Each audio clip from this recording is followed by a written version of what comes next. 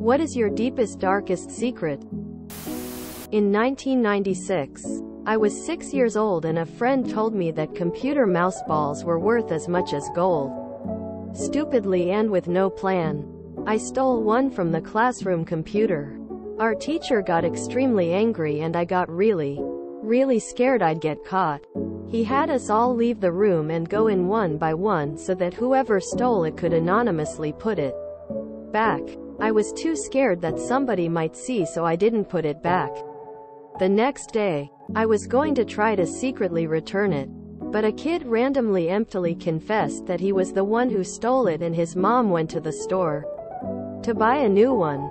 I should have taken a stand and said, "No, Kyle, you didn't steal it." I did. 28 years later, Kyle is a stripper at a gay nightclub.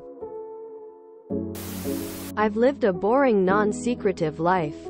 But my great-grandfather once told me a story of when he killed a man with a baseball bat for trying to rob the bar that he owned. And the regulars of the bar stashed the body somewhere and nobody ever talked about it again. He then put his finger to his mouth and said, "Shish. Don't tell anyone." So there ya go. Sorry, Gramps. I looked at people's shoes in Heads Up 7-Up.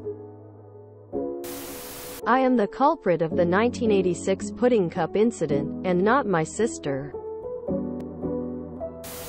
I stole my brother's Ghostbusters t-shirt and made an email account from the shirt napper to ransom it back to him as a mystery for him to solve. Unfortunately, he died a few weeks later before never noticing the emails. I was molested by my cousin. Nobody knows. He recently died. Karma. Drug OD. Everyone kept asking why I wasn't upset. In grade 6, 1986, we were asked to write a short story during class. I wrote as much of The Hitchhiker's Guide to the Galaxy as I could in the hour provided. I knew it word for word. I got as far as the interior of the Vogan ship before time ran out. I've wanted to leave my current relationship for over 8 years. I have the type of OCD that makes me think I'm a pedophile. I have never touched a child and never want to. The thought of it disgusts me. But I get recurring intrusive and very unwanted thoughts about it. When I had my son, I almost gave him up for adoption because of the horrendous fear that I would hurt him somehow. Without realizing, I'll look at a little girl's hair and go, "Aw, how cute." And my brain goes, "Wow, look at you. Clearly a rapist. There's something really wrong with you." I was sexually abused as a child myself. So I think it was just a weird way my brain coped with it. To be afraid of causing that pain to someone else so much that every action is a potential sign that I am capable of hurting a child like that. It became extreme and I limited a lot of my life to try and prevent something I wouldn't ever do. I didn't learn it was OCD until well into adulthood. Once I realized they were just intrusive thoughts and they didn't define who I was, it sort of lost its power over me. But I've only ever told my husband. I'm waiting for my spouse to pass so that I can follow soon after. Maybe another 5 years or less.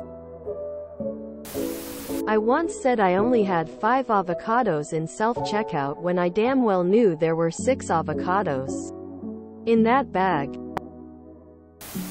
My deepest, darkest secret is that I still sleep with a nightlight on because I'm afraid of the dark.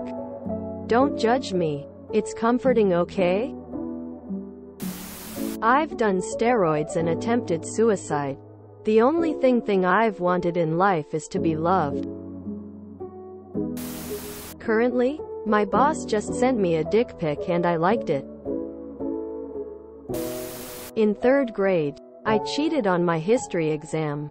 In 4th grade, I stole my Uncle Max's toupee and I glued it on my face when I was Moses in my Hebrew school play.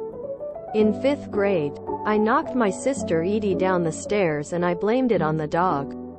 When my mom sent me to the summer camp for fat kids and then they served lunch, I got nuts and I pigged out and they kicked me out.